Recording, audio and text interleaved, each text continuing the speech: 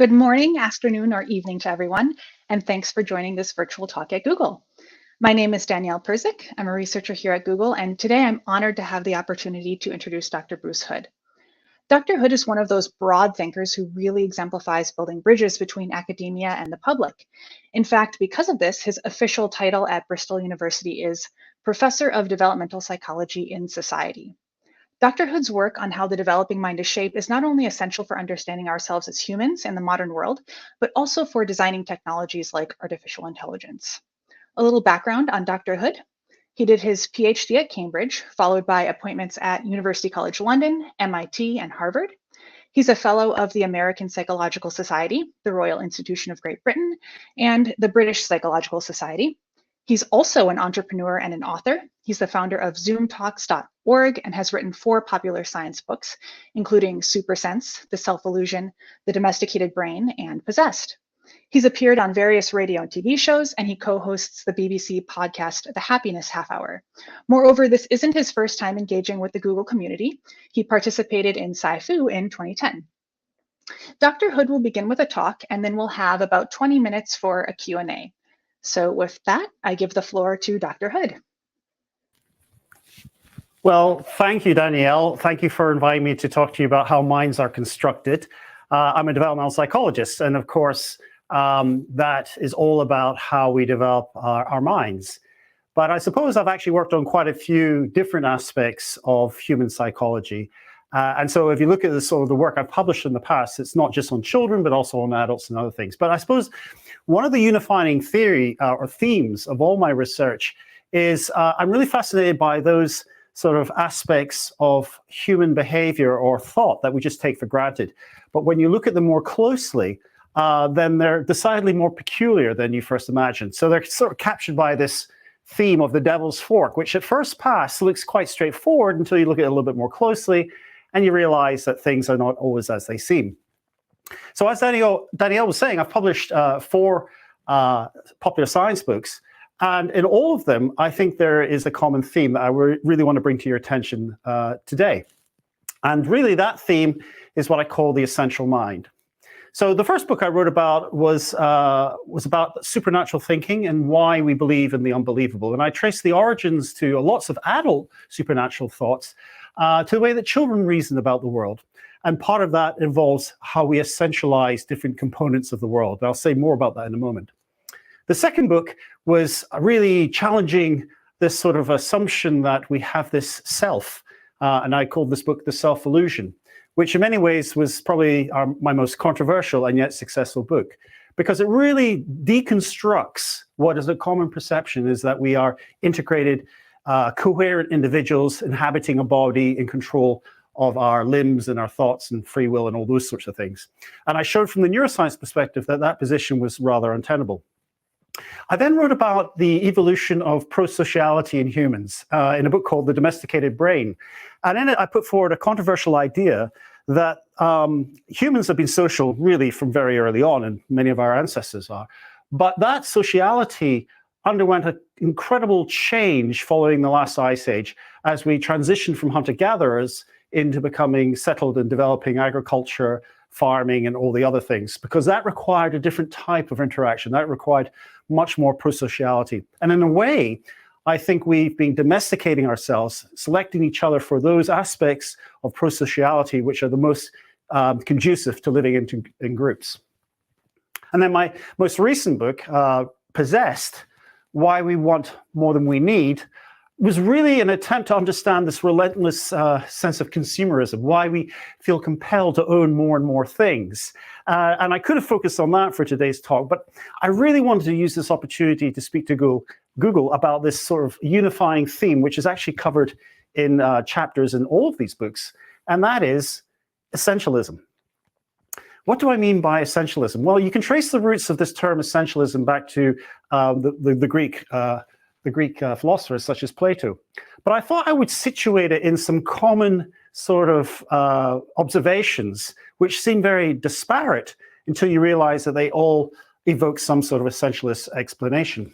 So for example, when it comes to understanding natural selection, around 50% of the US population apparently reject the idea of evolutionary theory.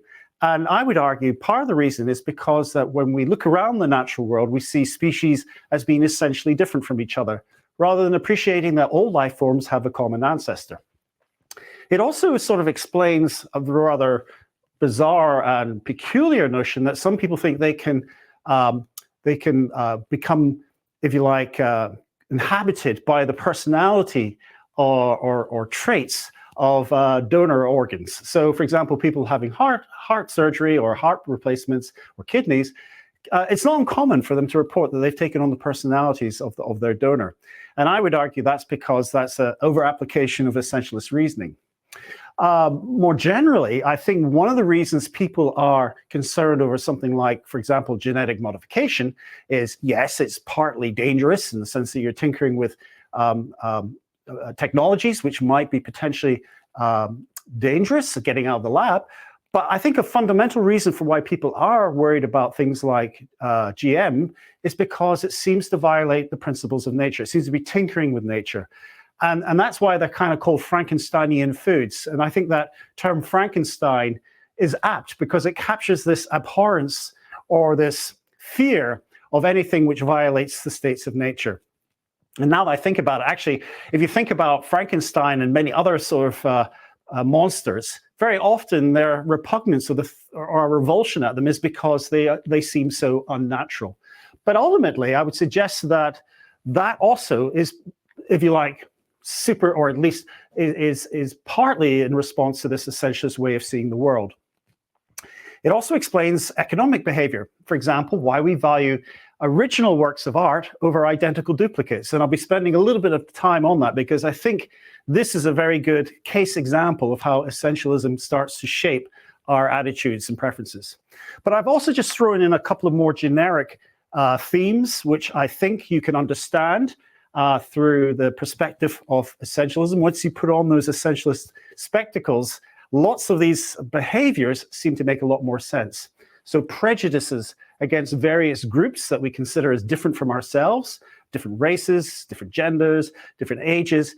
People, when they're forming these sorts of stereotypes, often evoke essentialist principles, namely that members of that group have some component which identifies their membership. And then again, even more generally, if we get time to go to it, I'll talk about how essentialism really influences the way that we think about human nature. We tend to see aspects of who we are as having sort of core essential principles like intelligence, our personalities, and even the self. We essentialize that as if there's some sort of core identity. And I would argue that, in fact, that's not entirely true. So, as I said, essentialism can be traced back to the Greek philosophers, namely Plato. Now, Plato believed there was a sort of additional metaphysical property to the world, and as mere mortals, we couldn't perceive those. But he thought that all objects in the world were really connected by this sense of form. And so all chairs, for example, were imperfect versions of the ideal form of a chair. I prefer the word essence, and I've actually put up Susan Gelman's definition, which I think is a bit more understandable. And that's an essence is an underlying reality or true nature shared by members of a category that cannot be observed directly, but that gives objects its identity. Medin and Otney, who also wrote about this, they talk about as a bias to assume that there are categories in terms of underlying inherent properties, rather than these as being rather arbitrary and contextually organized, okay? These are categories that exist out there in nature, and all we do as humans as we discover them. We don't form them, they're already there. So they're discovered rather than created. And even though we can't necessarily articulate exactly what it is that is the essence, we just infer that all members of that category have it. So in many ways, it's a placeholder. It reminds me, by the way, to mention that the word quintessential, you must have heard that word quintessential, and that translate is the fifth essence. And actually, in original Greek thinking, there were four sort of components of matter: earth, wind, fire, and water. And the fifth component, which gave identity, was the fifth essence, hence quintessential.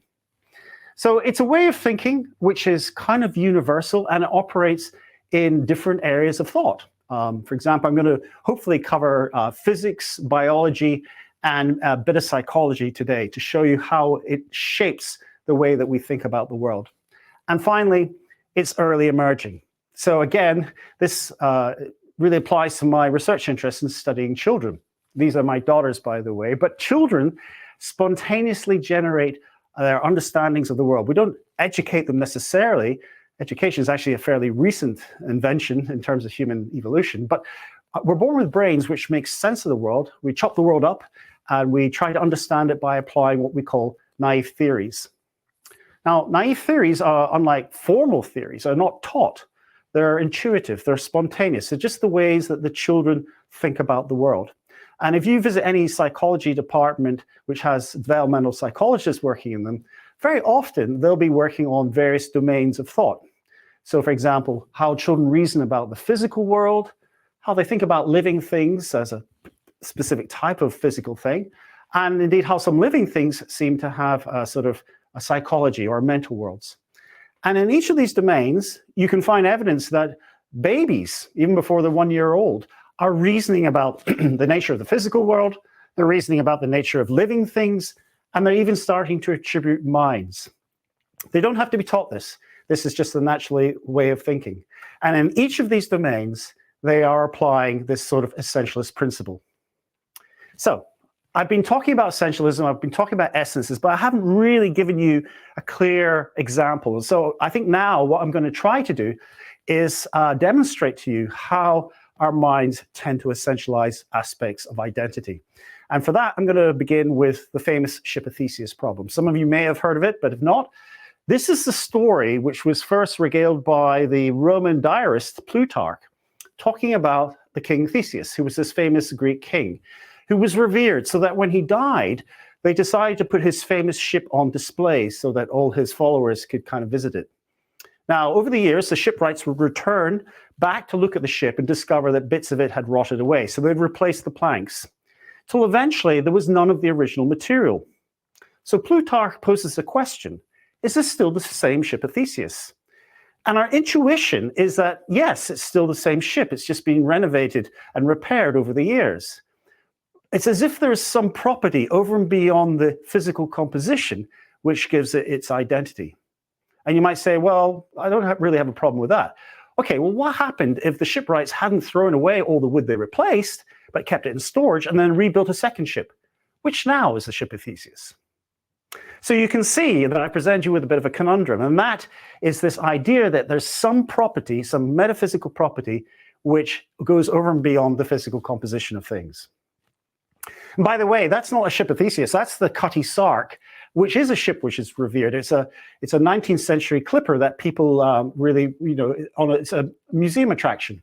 And it did actually undergo a kind of ship of Theseus transformation back in 2007, because whilst it was being renovated, there was this catastrophic fire which destroyed the ship.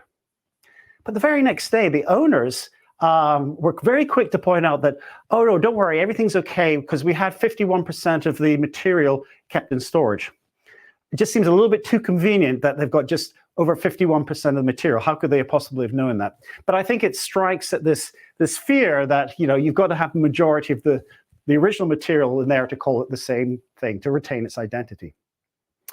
Okay, by the way, the ship of Theseus is now visible as a museum of, the Cutty Sark, not the ship of Theseus. You can go and visit at a visitor's display in London. Now, that example is an example of essence for a unique individual. And I was talking originally about essences of groups. So there's a distinction, or there are different types of essences. And this was a point that was drawn by John Duns Scotus, a sort of medieval philosopher. He said that members of a group which are sharing the same property, that's the quiddity. Okay, which group do they belong to? So, for example, all dogs have the quiddity of dogginess as an essence. But if it's a specific dog like your pet Fido, well, he's irreplaceable and he's unique. And so he has this property of haesity. So haesity is the essential property for unique individuals. Now, I've tried to give another example, maybe not familiar with ships of Theseus, but let's try another thought experiment. Let's try objects of sentimentality, because I think that when an object has an emotional value to you, then its unique identity becomes critically important. And I'll give to you the example of matrimonial jewelry, such as a wedding ring. if you're happily married, hopefully, and you have a wedding ring from your partner, most of you probably wouldn't accept an identical duplicate. But again, let's try that scenario of the ship of Theseus. Imagine that you go into the jeweler's one day and he says, oh, look, you've got a little dent. I can quickly repair it. Is that okay? You probably wouldn't think twice about it. But again, running through the scenario, what happens if you replace all the microns of gold eventually till there was no original gold there? For most of us, if that transformation takes time over a long period, we just assume it's retained its identity. If, on the other hand, you'd walked in that very same day and he says, oh, here's an identical duplicate, would you swap it? You'd say no. So there's something about objects which have emotional valence, emotional importance to us, which evoke this need for unique identity. Now, I've tried to capture that with a sort of a graph which shows whether or not you're applying sort of haestity or quiddity. The value we place on objects really is a mixture of things. Some things are valuable because they're useful. They have a utilitarian value. Say, for example, a cup. Cups are useful receptacles for holding liquids. If cups are rare, then they have some exchange value, so that makes them more valuable then. And then some cups are better made than other ones or look better, so they have aesthetic value. But you can have a cup which is neither useful, it might have a crack in it, so that nobody wants to exchange it, and it looks pretty ugly. But if that cup belonged to your great Aunt Mimi or somebody you really cared about, then it has sentimental value. So you can see that you have this diminishing return, if you like, for the need or the value you place on things. When things exist in groups and if they're readily available, then you really value them in terms of their usefulness. But as you get towards sentimentality and unique individuals, then that requires this sort of rare commodity of authenticity. Okay, and that's when you start to value things because of the provenance of their history, of who they are. And hence you can see there's a gradual transition from quiddity towards haestity. So when does this first appear?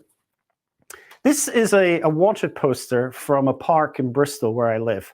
And if any of you have got children of around about toddlers, preschool toddlers, then you'll be very familiar with this rather bizarre phenomenon. For those of you who don't yet have children or are not familiar with this, it's not uncommon for children, especially in Western society, to form strong emotional attachments to teddy bears and blankets. It's much more prevalent in the West because I think the reason is that as part of the sleeping ritual where children are moved to sleep separately from their parents, usually around the first year, children self-soothe themselves with whatever's in the crib, such as a teddy bear or a blanket. So this object somehow becomes part of their sleeping routine, which is why you don't find them as prevalent in traditional Eastern families where children will sleep with their mothers well into middle childhood. Okay, it's because of the separation the child starts to form attachment to these sorts of blankets and teddy bears. And that attachment is very powerful. And again, any of you with children who have this behavior will recognize what I'm talking about. If you ever lose them, it's a family tragedy, okay? And so in this situation, this little girl, Lauren, I don't think you can read the writing, but Lauren had lost Mouse, was her pet. And the parents had obviously put these wanted posters up. Interestingly, I actually phoned the number on the poster to find out if Mouse was ever located. And I spoke to the mother and she said, well, no, we never found the mouse. But interestingly, somebody was passing the park one day and they had a grandmother who was an expert knitter and she produced a kind of identical duplicate of Mouse and sent it to us. And I said, well, did Lauren, was she happy with it? And she said, no, she knew immediately it wasn't the original. So it was rejected. So there's something about the original which is so critically important, something about the haestity of Mouse which makes it irreplaceable. This behavior, I first became aware of it, actually my eldest daughter, actually she's quite old now, she still has her attachment objects and there's no age limit to it. This is Pamela Young, pictured with her blanket called Billy. Now, Pamela was brought to my attention by her son, the Rabbi Young, when I used to give a talk on this 10 years ago, I suppose. And she's 87 years here. And so there's no age limit to this behavior. Most children abandon this behavior when they go off to school, but a lot of adults still hold on to it because these things are so potent in terms of their emotional connection. So it got me thinking, if these objects are valued because of their uniqueness, is it because of some physical feature? Because when I spoke to my daughter, she said, oh yeah, it's the smell or the texture of it. And you might think, oh, well, it's some physical property which makes it irreplaceable. But in fact, I thought it might actually be down to the essence. And to test that, I developed this rather kind of bizarre experiment using a so-called duplicating machine. Those of you who are old enough might recognize these as statistoscopes, which were early psychological testing machines. But I got my hands on 2 statistoscopes, and I created these so-called duplicating machines, which is basically a conjuring trick. I think the best way is just to show you how it works so you can get a sense of what's going on. And this is my colleague, Natalia. Here's Mr. Strong. See how nice and squishy he is. I'm going to put Mr. Strong in this box like that. Then we'll close up the box. Close up the box. Make sure my machine's turned on. And then turn it to green. Turn this one to green as well. And press go. Let's see what happens. So here, there's Mr. Strong. Let's open this box as well. What happened? Well, when you ask children what happened, most of them assume it's some form of photocopier for objects or maybe a digital printer. They don't really understand it actually is a conjuring trick. But the reason we did this is because we wanted to test how they would react to the prospect of an identical duplicate to their toys. So we invited children in. These are quite young now. These are 3 to 4-year-olds. We asked them to come in and bring in a favorite toy. And if they were attached to a blanket or a teddy bear, we asked them to bring that in as well. So we went through the subterfuge of this kind of magician effect. And if they believed the machine worked, and they all did, we asked them, would they be happy to place their favorite toy in the machine? And all of them complied and asked which one would they like back. All the children actually were kind of keen to see what the duplicate would be. However, if we invited them to put their attachment object into the machine, a totally different picture emerged. In that case, most children didn't want to have any duplicate. In fact, a quarter of the children ran out of the experimental room really quite terrified. We had to terminate the experiment. The prospect of having their unique object duplicated, I think, violated the integrity of the object. And that was something which was really upsetting for children. And by the way, we debriefed them all, so we haven't violated any kind of ethics principles here. So there's something over and beyond the physical properties, because the children didn't believe the physical aspects were copied.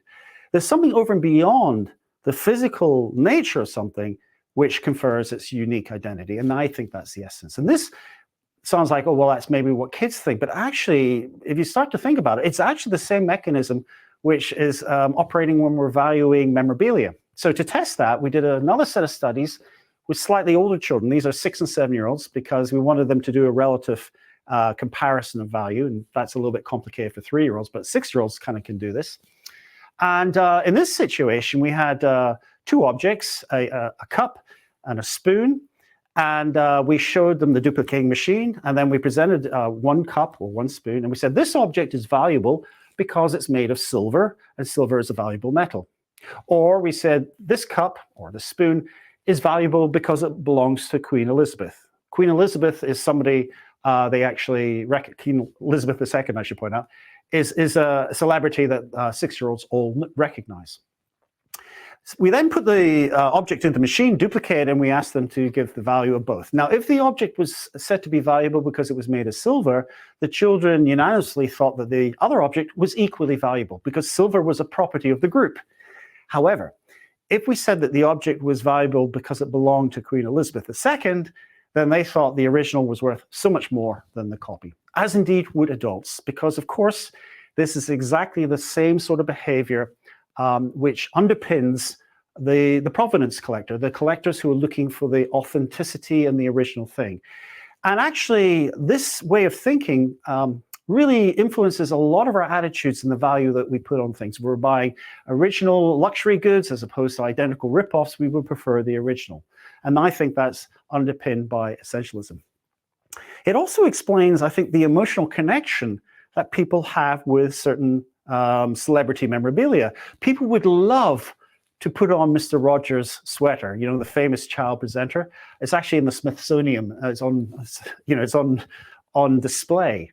And that's a sort of positive contagion effect that Paul Rozin and Carol Nemiroff talked about, this kind of notion that you could kind of get the physical goodness of Mr. Rogers, but equally, they'd rather not touch the cardigan or of a mass murderer like Dennis Nielsen or Fred West.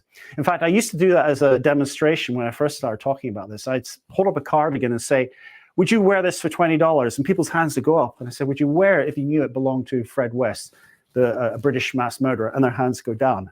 And it's because there's a sense of repugnance and revulsion at coming into contact with that. Now, this, I think, is a very interesting demonstration of psychological essentialism in the physical domain. But you can see now that the boundaries between the living and the physical world are starting to become blurred. It's as if a personality can become physically embodied in a physical object. And I think, as I mentioned right at the beginning, this is part of the mechanism for the belief in personality transfers through organ donation. So let's now move into that biological domain, because in many ways, this is where most of the work, the experimental work on essentialism has been done by people like Susan Gelman. And she also has been working on naive biological theories and found that children tend to evoke essentialist principles when they're dividing animals into different groups, okay? For example, cats and dogs, they already kind of understand that there's something in a cat which defines its group membership as opposed to being a dog. So you can do these experiments where you tell them about cats being raised by dogs, they still grow up to be cats, or even experiments where, evil scientists perform surgical operations so the cat looks like a dog, and you show the picture of the dog. Now, the children still understand that it's still a cat. And there is a property, it's called DNA, but no child at 3 or 4 years of age is explicitly told about DNA, no normal child that is. And yet, they use this as a principle to infer category membership. So it's a very useful inductive tool for categorizing members, to infer that there must be some property that's shared. And that doesn't go away. And that's a valuable, useful tool. But the problem is when you apply it to things like, for example, natural selection. If you consider the diversity of life, then our essentialist optics, our essentialist spectacles, if you like, really distort our capacity to see the shared commonality of life forms. Now, I tried to get a really good diagram of a tree in life, and it was very hard, but here's one I found. This is the tree of life, okay? And we're somewhere up there. That's humans, and we're on the branches, which obviously are the animals and the mammals and the primates and the great apes and so forth. And we consider ourselves, as being rather unique. Certainly pre-Darwin, that was certainly the case. I think we can kind of accept nowadays that maybe we do have a common ancestor with chimpanzees. So we're not affronted by the idea that chimps and humans have a shared ancestry. We broke away around about 6 million years ago. And when we learn we have, 99% of our DNA is shared, that seems okay, well, that fits with that. If you tried that story back in the 1860s, before Darwin published on the origin of species, people were appalled that humans would be linked to chimpanzees or other primates. But we can kind of understand that at a kind of level today. But we find it much harder to recognize that actually we also share our DNA with reptiles, because we just seem so different from reptiles. And both animals, humans and snakes, we're really different from life forms like fungi. But if you follow the path, then you can see that actually we all have a common ancestry in terms of our DNA. As I said, we can easily accept that we have a shared ancestry with chimpanzees because we share, around about 99% of our DNA. But we find it much harder to accept that we also share 50% of our DNA with a banana. Now, I know I'm simplifying what DNA does. It's not simply a case of that. It's actually quite a complex story. But I think that we do tend to essentialize the differences rather than seeing continuities. Other examples of essentialism in biology, which is problematic, is our tendency for reductionism, our tendency to look for genes for specific things. And this is very often, when you find it in the press, it's very often couched in the nature-nurture thing. There'll be some study coming out of behavioral genetics showing that if you look at identical twins, there's a higher degree of some attribute like, I don't know, sense of humor or political persuasion, and people say, oh, there's a gene for this. But genes are never that reducible for such complex behaviors. So there are very few things which are just single genes. Most genes are polygenic. It also tends to influence the way we think about mechanisms. We consider, for example, neurotransmitters in the brain. There are many neurotransmitters, but there is a tendency to kind of reduce them down to essentialist kind of components. Like, I'm sure you've heard of the dopamine hit. It's a sort of a pleasure kind of thing, or the love molecule oxytocin. Invariably, sometimes these things are actually misnomers. I mean, the dopamine story, for example, has completely changed. It's not a pleasure molecule. It's a stimulus salience mechanism for learning, but it somehow has become linked to pleasure. And so we kind of, in our search for simplistic notions to understand our complexity, we've kind of essentialized these things.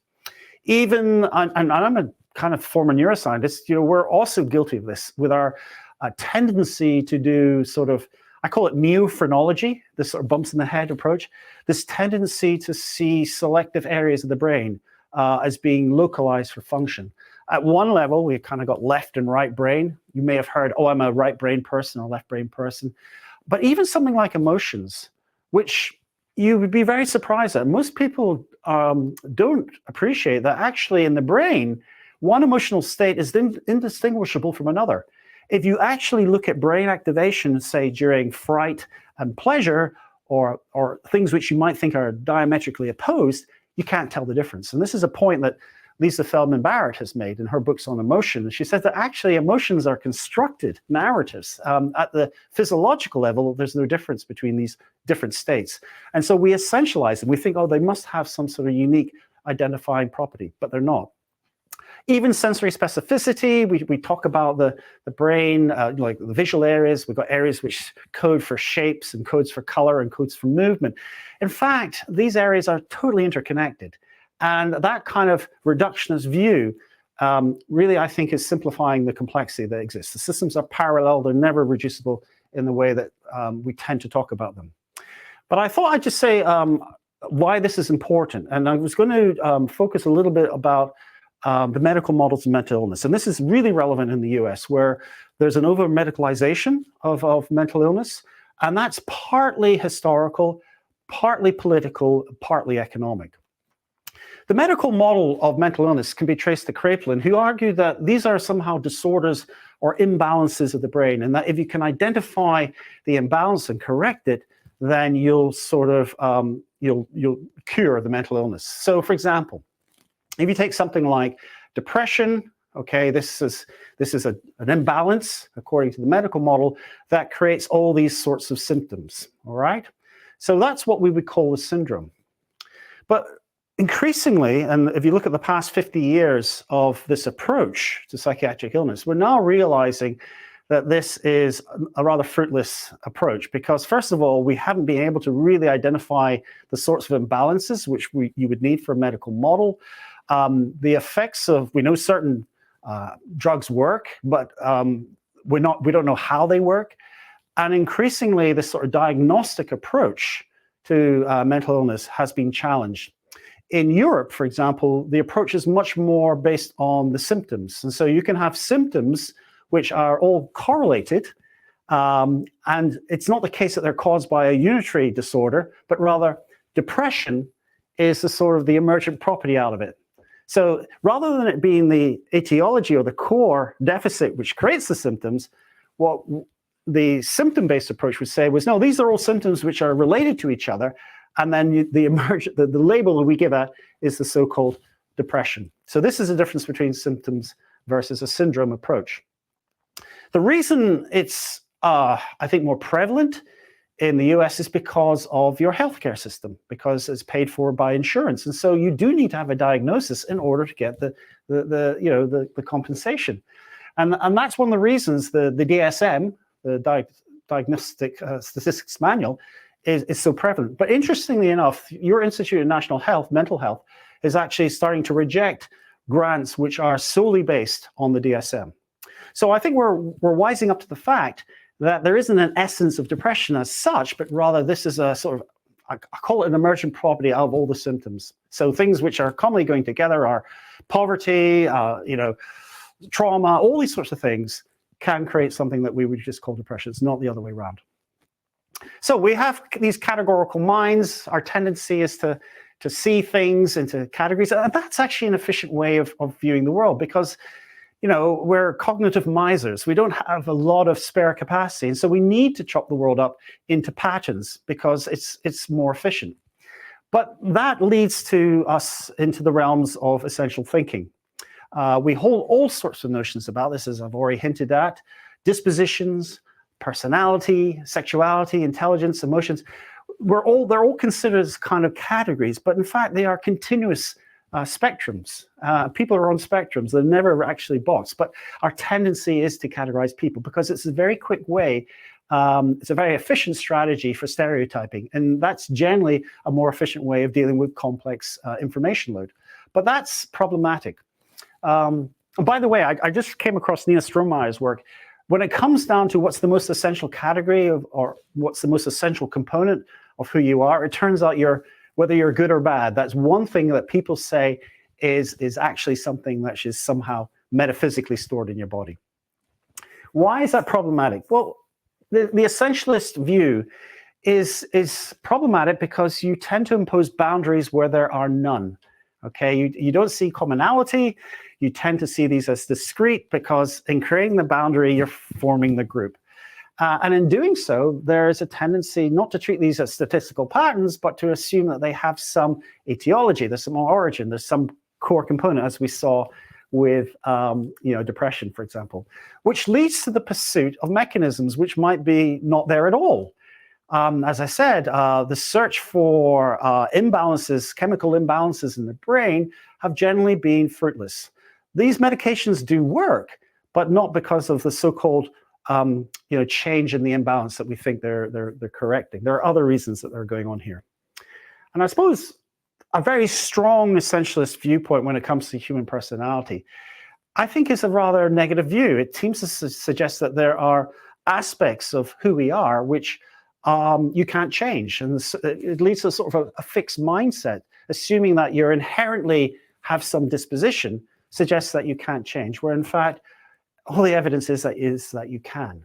So hopefully I know I've covered a broad range of things today, but hopefully you've been able to get a sense in which when you put on these essentialist spectacles, you start to see, it explains a whole variety of diverse human thinking, as you're going back to the devil's fork, that at first glance doesn't seem problematic until you look more closely at it, and then you realize actually there's something interesting going on. So I await your questions. Danielle? I've got you on mute there. Great. Thank you so much, Dr. Hood, for a really brilliant synthesis across your work and a lot of ideas that are popular in developmental and cognitive science. So I'd like to invite the audience to post your questions. We've got a question right off the bat. It's a really good one. I have some of my own that I'll add, but this first one is coming from Amanda, and she wants to know, how does essentialism impact a person's sense of self? Ooh, well, I think the self is constructed.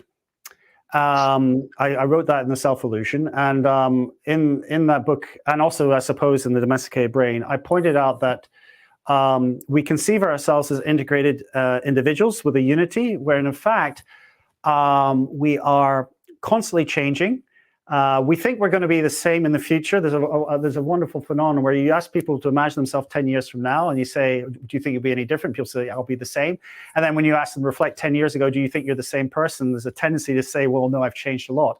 So there's a sort of narrative that we tell or we experience, which is this unchanging, unifying thing. So I suppose that's what I would call an essential self, that it is incorruptible. But in fact, it's an emergent property of the complexity of the internal mechanisms of our mind, all the memories, all the drives, all the emotions, and the external circumstances. And we know that happens because yourself will change in relation to changes either in the external world or changes to the internal world. For example, if you imbibe drugs or you have some disease, your sense of self has changed. Likewise, we all know that we will behave differently in different circumstances. And yet we retain the sense that it's not us that's changing, it's the context. And so that is the essential perspective. And just a follow up to that, you wrote a lot about this in the self illusion, and you think, oh, illusion, that's maybe not a positive thing, but actually it could be quite adaptive. Can you talk about how that illusion is actually adaptive? Well, yeah, exactly. Following on from that. So if you conceive yourself as not fixed, it means that you shouldn't be held necessarily responsible for things that don't go right, because you can change yourself. So I think a lot of us take a lot of guilt, take a lot of negative emotions because we assume it's something intrinsic to ourselves. Whereas if you see yourself as much more contextualized, then in many ways, the responsibility is lessened, I feel. And that's how it can be seen to be a positive thing. Now, we could even get into the realms of criminal law, and is anyone really responsible for anything? And that's a different sort of argument, which is the extent to which our legal systems apply these external criteria of there being a self in order to attribute blame, and that's your retribution system. But that doesn't mean that there's no point in having laws, because laws are just another external factor which shape the way that we behave.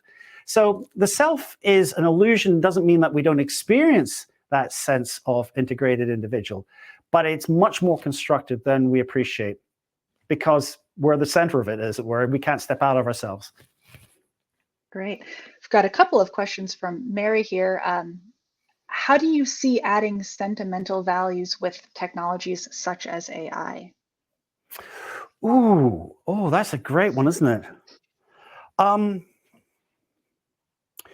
Well, I think anthropomorphism is definitely something that you guys are probably aware of, that we do tend to treat objects as having intentional stances. This is a point that Dan Dennett, the philosopher, pointed out, that when you're dealing with machinery and technology, you tend to adopt an intentional stance. And the reason that you do that, in other words, your car breaks down, you say, what's wrong with you today? And you talk to it, or you reason about it.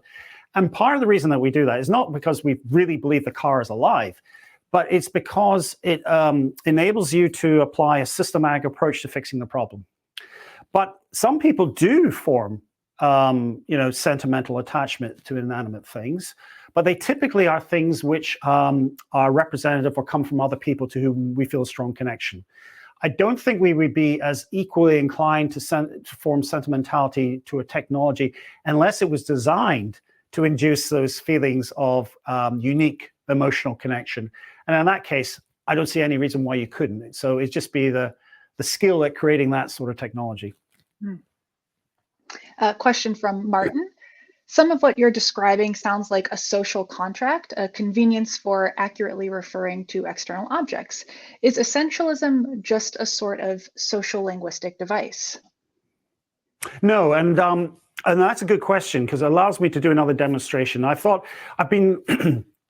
sort of gets to this question: to what extent is it just a convenient associated learning thing that everyone thinks of? So, for example, an evil cardigan as something that we all agree we don't like people, and therefore we wouldn't want to be seen to be wearing a cardigan.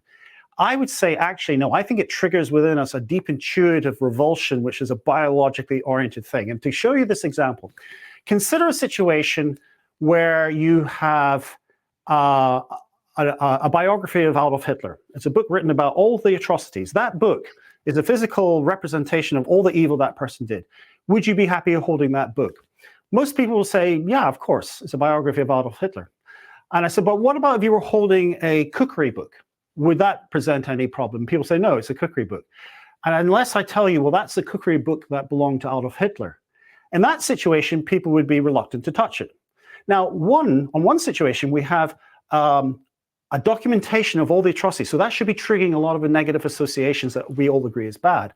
A cookery book, on the other hand, I would argue, is considered more repugnant because it triggers within us this essentialist biological contamination that somehow the evil of Adolf Hitler has actually gone into his cookery book. And by the way, I do have Adolf Hitler's cookery book.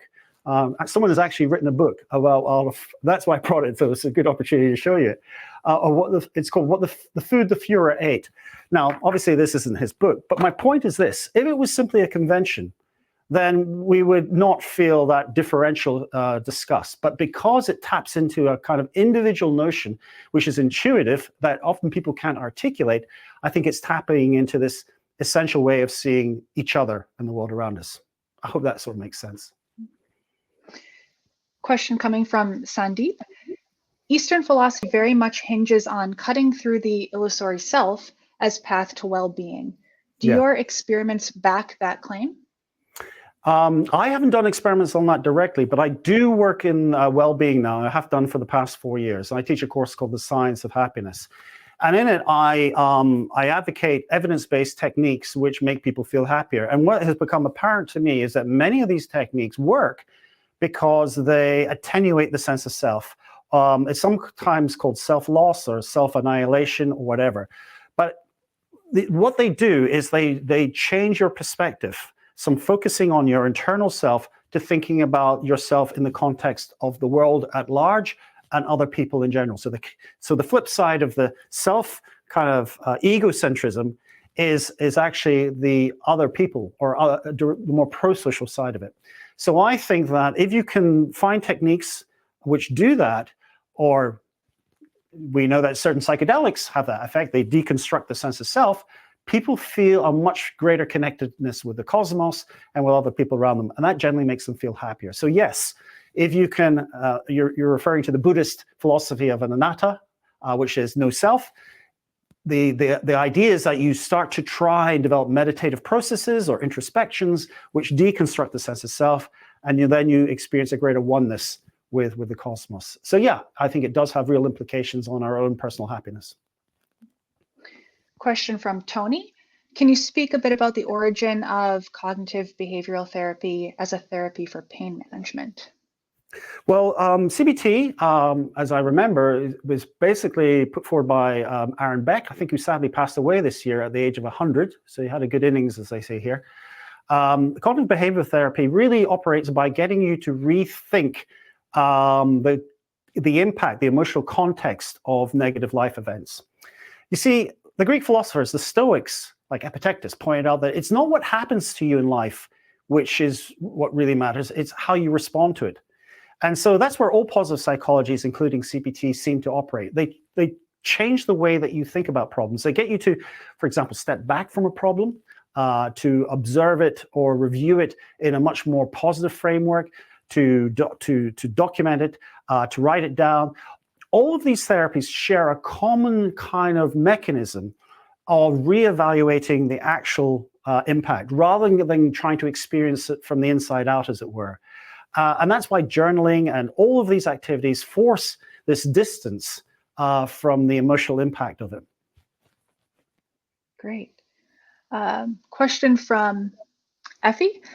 What do you think about the notion of the self as process instead of an entity? Do you think this way of thinking about the self is more accurate? Yes, exactly. And that was the process. That's the thesis of the self-illusion. The way I think about the self is, first of all, we are a multitude of functions in our brain. We're only aware of a fraction of it which enter into consciousness. Consciousness itself is problematic. It's not always ahead of the game. It's often reflective upon things which have already happened. I think Steve Pinker said it was not so much the commander-in-chief, but the spin doctor of experience. I happen to agree with that principle. There, as I say, are a multitude of unconscious processes that we only become aware of when they enter consciousness. Then there are a multitude of external influences upon our behavior and our thought processes. And somehow we have to navigate the complexity of the both parallel worlds, so the parallel internal world and the parallel external world. And I think the stream of consciousness, or the self that we experience, or self-awareness, is a serial interface. It enables us to interact effectively in the complexities, to summarize the outputs of all the unconscious processes, as you said, constructed, and to sort of interact in an effective way with the external world of reality. So yeah, I think the self is constructed. And people always say, well, who's experiencing the self if not you? And then we get into a kind of argument of language, because unfortunately, you can't get rid of the self in our language. Dan Wegner called it the great selfini. You can't get rid of the sense of self. It's just unfortunately there. But we do know that if it's disease, drugs, or damage to the brain, that self is definitely changed. So it must be a constructed process. A follow-up question to that. Can you talk a little bit about how that is representative or maybe not representative of psychologists' general way of thinking about the self? It depends on who you talk to. The self, as I said, is a very convenient, we interact as selves, first of all. We do that not just as psychologists, but as human beings. We don't interact as multitudes. We summarize people. We pigeonhole them, we categorize them, we, as I said, we apply essentialist principles towards them, and we treat them in very, if you like, summarized forms. And that's the only way you really can. You can't know everyone's back history. You don't have the time or the processing capability to work out everything about a person. So we treat them as integrated individuals who are motivated and so on, and apply those sort of psychological essential domains that I've already said. And that is the most efficient way to do it. In many ways, it's inescapable. So psychologists generally recognize that. And as I said, we kind of have various forms of positive psychology, which tries to change the sense of self. But we're also normal human beings. So on an intellectual level, we can kind of understand that, the mind is a product of the brain. And again, a lot of people deny that as well. That's that sort of dualism. Is when you start to think about it, is actually very scary for a lot of people.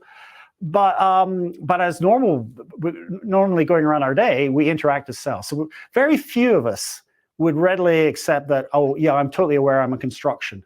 I think that'd be very hard to do that honestly as a human being. We have another question from Mary. Based on your research, have you come across a belief system or religion that helps break down the essentialist view more than others? I think you've hinted at this a little bit. It's Buddhism, yeah. So Buddhism, one of the principles is anatta, or anatom, sometimes it's referred to.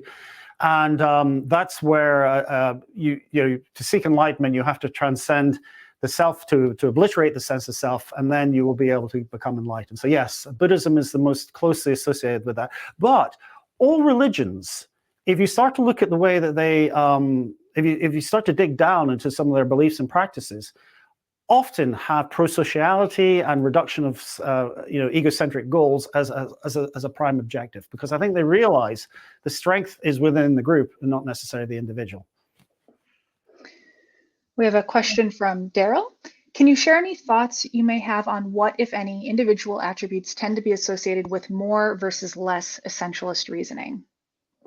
Yeah, so essentialism is on a continuum. So we've actually done some research showing that people who score very highly on essentialist things tend to value authenticity and value collectibles and things like that. And they also have tended to have teddy bears. So it is on a dimension. And as I said, I've got two daughters, one who had attachment objects as a child, the other one who didn't. I don't know why. As far as I'm concerned, they were kind of raised effectively.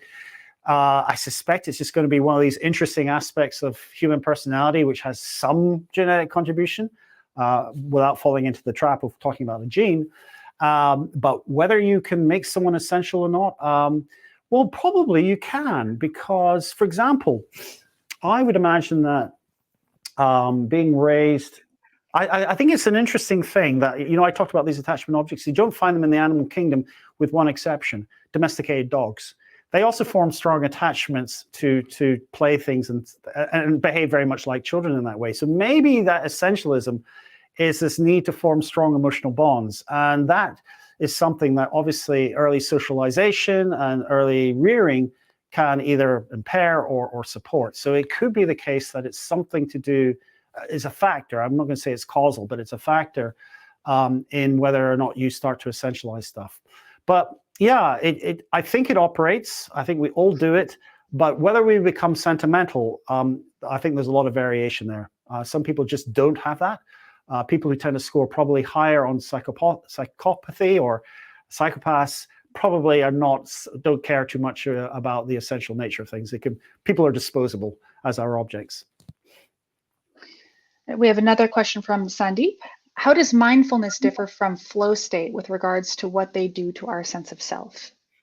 Okay, so flow states, famously, by Mihaly Csikszentmihalyi, who also passed away this year at the age of 100. Is there a coincidence there or not?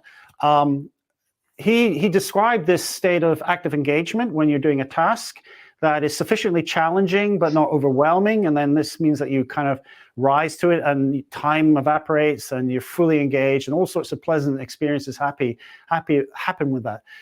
Whereas meditation in many ways is a kind of opposite approach where you try to basically shift your thought processes away from the internal monologues that we have going on, all our worries and concerns and ruminations, and shift it towards bodily sensations. So focus on your breathing, or you might have a mantra. There are different ways of achieving meditative states, but mindfulness is where you deliberately shift your attention away from thought into bodily sensations. And in doing so, the thoughts become less obtrusive. Again, Dan Wegner, the great psychologist, pointed out that the more effort you try not to think about something, the stronger it becomes in your mind. And that's called ironic thought suppression, because the act of not thinking about something strengthens its representation in its mind. So in mindfulness, you're told not to actively try and not think something, just allow it and recognize it and allow it to pass out, and it will do so by its own course. Rather, focus your attention on your breathing and your sensations. And in that way, you can achieve a meditative state. And really what's interesting about that is actually people who are doing those forms of meditation, you can see deactivation in the circuitry, which typically represents the self, part of the default mode network, which is this area which seems to be the basis of ruminative thought, which gets back to my earlier point about reducing the sense of self tends to lead to happiness, because when you're ruminating and the default mode network is active, you tend to be less happy. So yeah, mindful meditation shifts the focus away from the contents of thoughts, and in doing so, the sense of self is diminished. I have a broad speculative question for you, just related to essentialism generally. So there are many ways in which essentialism is kind of a bug. It reveals that we're not good at statistical reasoning, and we superimpose these categories that are not really there onto the world, and we attach all of these things inaccurately. But I wonder if we could think of it not only as a bug, but as a feature of human cognition. You pointed out a couple of ways in which it can be adaptive, and if we're thinking about building artificial intelligences that have more characteristics in common with human cognition, might we think about ways of, I guess, programming some of the features of essentialism into these intelligences so that they might get a little bit closer to human cognition? And of course, what might go awry in doing that? I'm not sure is the answer. I mean, I would imagine that it could simply be a statistical correlation that all members of the category that you have caused or created share, that's the feature. I suppose for me, the essence, the concept of essence, it's a concept, and so it's not clear to me how AI can generate concepts, and that's getting into the realms of cognitive science, and I'm definitely not the person to be discussing how that would be modeled. But I do know that that it's one of the real difficulties of one of the major challenges of artificial intelligence and deep learning and these things is to develop frameworks which enable you to produce concepts. They're really good at doing vast data crunching, but a concept is something which I think is, to my mind, is a bit elusive. And it's like Wittgenstein. He talked about games. He says, "What's the concept of a game?" And we can give a multitude. There's maybe 150 games that we could come up. They're all games, but what is the property they all share? It's really hard. There isn't actually a unifying property. It's not like it's competitive, because solitude is a game as you play it with yourself. So there's also, it's a famous conundrum that Wittgenstein, the philosopher, pointed out, that the concept of game is elusive. And even if you ran games through a deep learning network, you still wouldn't be able to find the concept that we call game. Well, thank you so much. We have about 40 seconds left, so I don't think we have more time for any additional questions, but that was fantastic. Wonderful questions too from the group. Great thank questions. you again. Yeah. It's given me a lot to think about. Great. And thanks for letting us be your guinea pigs on this new synthesis of your ideas. Yeah, I think there's something to it. Articulating it's lacking the essence of the talk in many ways. It's kind of I'm sort of identifying the ephemeral nature of concepts. They're very difficult to grasp. All right.